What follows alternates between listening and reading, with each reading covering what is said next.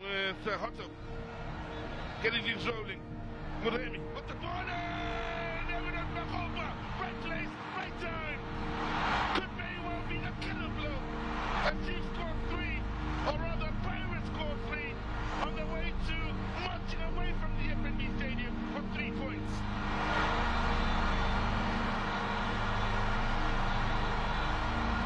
Just what Orlando Pirates needed. Now, did the Chiefs defense fall asleep here?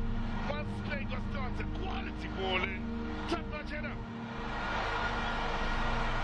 Hakoba getting the better of Boma.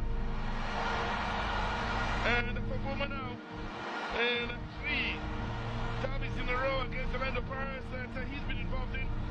He looks to be on the losing end of all 3.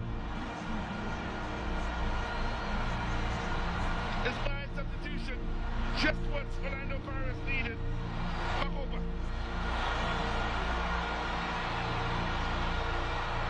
Making for what should be